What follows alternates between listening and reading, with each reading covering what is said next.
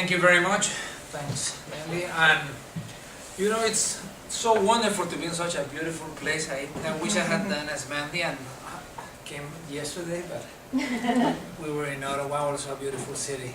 And you know, actually, some people, when I went to the airport on the taxi taking me to the hotel, he said, "Oh, you know, here in Ottawa we cannot walk because it's too warm." He said, "Yesterday we were 40 degrees," and then actually that reminded me a little bit of last year.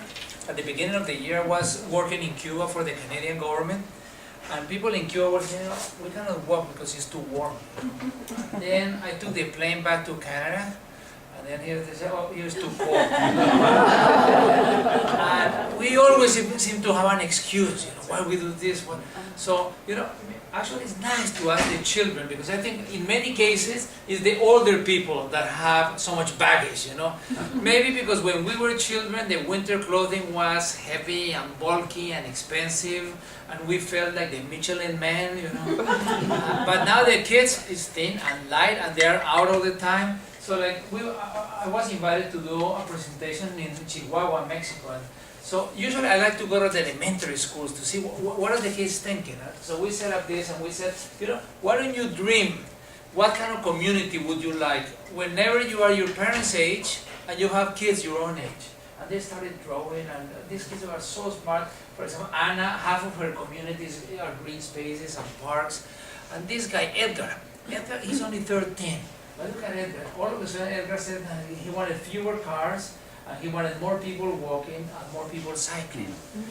And then Edgar drew a space for pedestrians, for cyclists, for buses, and for cars. He's only 13, but he knows that if you mix cyclists and pedestrians, the pedestrian gets injured. If you mix cyclists and cars, the cyclist gets injured. So each one needs their own space. And then he wanted to do some public parks, and then low buildings with street level activity.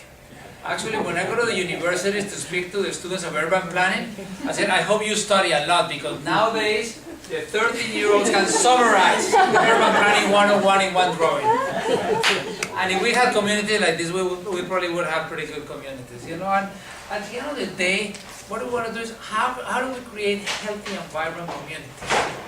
Healthy and vibrant communities, one of the things that we need is to have pedestrian people, because when people are pedestrian, they enjoy, you know. When you ask people, where do they go on vacation? You know, some people, they work 51 weeks of the year to have 1 week of holiday. And where do they go? They go to pedestrian places. You know, like, for example, they go to Paris, and I've never seen anybody coming back from Paris talking about how wonderful their highways are. They go to Paris and they walk. And then they have a cappuccino, and then they walk more, and then they have a glass of wine. But you know, pedestrians, and also next to the pedestrians, I talk about cyclists. And at the end of the day, I think that cycling is the same thing. Cycling is the same thing as walking. Cycling is maybe a more efficient way of walking. If you're going to do less than 500 meters, maybe you walk. If you do more than 500 meters, then you bike. But both are not motorized, both don't make any noise and so on. But then if you're going to go further away, then you need public transit. And public transit across Canada, we're investing billions in public transit. But the reality is that there is no public transit in the world that is going to pick you up in front of your house and take you to your place of destination. So if the communities are not walkable and bikeable, if we cannot get people into public transit, a big part of those billions of dollars are not going to be very well invested. So public transit. And also, when you go to public transit, if the bus stop is not good, if the sidewalks, if the crosswalks, so we also need a public space, because if the public space is not nice, then also public transit is not going to work. So parks and public space are almost like the glue that links all the others. And at the end of the day, you know, when you got all of these pedestrians and cyclists and public transit and parks, all of a sudden you create magic. So even in places that you would think that are pretty cold and boring, like Malmo, Sweden, you create a wonderful public place, and they go out and dance tango. And that's what we need. We need people dancing tango in the streets of Renfrew County. And you know, cycling, until a few years ago, you only saw cycling in the movies and the science fiction, but now it's getting fashionable. Now you see bikes everywhere. And, you know, even these guys, they need a bigger bike every year because they have a new filter. And the New York City Fashion Show. So all of this, we're thinking and we're talking about walking and cycling and parks and public places. but we're thinking and talking, but not enough doing. So one of the things that we'd like to share with you some ideas is how can we move from thinking and talking to doing? Because there's clearly the need to do that. You know, it's like the analogy now. They're in the finals in the Stanley Cup in hockey. So some teams they are really good at passing the puck around, but unless the puck crosses the line, it doesn't count. So in many cases, people are talking about walking or cycling, but unless it goes into the budget and you get the funds and you get the work done, it doesn't count.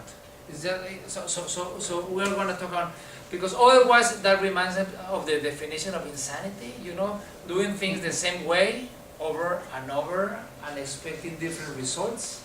So if we want different results, we got to do things differently in many, many ways. And I'm going to talk a little bit about Copenhagen. And by the way, when I'm going to show some examples of cities that are much smaller, others that are much bigger. Some are wealthier, some are richer. But at the end of my talk, I don't want anybody saying, "Oh, Gil, you know, that was nice, but we are different." You know, this doesn't apply to us. You know, New York, that has nothing to do. We are 10,000 people. New York is 10 million people. You know, we are unique. Every community is unique. Every community is unique, and every community is different. And the example that I'm going to show is everything also is applicable. But this is not like in the computer that you copy paste. No, it's not about copying anything, but it's about adapting and improving. In many, many cases, you learn from programs from other places. So you don't have to invent what's already invented. And also a little idea here, a little idea. So I know that this is not New York. I know that this is not Copenhagen. But nevertheless, there's some ideas that can be applicable. Also in your arguments, because many people here might want a more workable community. But when you go to city council or when you go to the mayor or the council, so you may not get the funding because people are not so much on board. So sometimes you need arguments. So some of these I hope that are useful. You know, and in Copenhagen, actually, Copenhagen is closer to the North Pole than Renfrew County. And they also have, they went through a crisis. You know, in the 1970s, they went through the oil crisis, and in the 60s and 70s, the car were taking over all of Europe as well. The car was taking over every city around the world. But then, with this crisis, they said, you know, we're not going to depend on oil again. We're going to start promoting solar energy and wind power and walking and cycling, and they changed. And by the way, change is hard. People say, oh yeah, you know, but here in Renfrew, change is hard. Change is hard everywhere. In Copenhagen, in Vancouver, in Toronto, anywhere. You know, in Copenhagen, when they were going to make the first pedestrian street, you know, they said, you know, let's take the cars out of these streets and let's make it pedestrian Sunday. People say, no, you know, we don't want. First they said, we have too many cars. You know, how can you take the cars out? We have too many cars. And then the weather is terrible. It's cold in the winter, it's warm in the summer, it rains all year round. But the number one issue that they said is, no, that's not part of our culture. Pedestrian streets, that's for the Italians. Because the Italians are loud and noisy.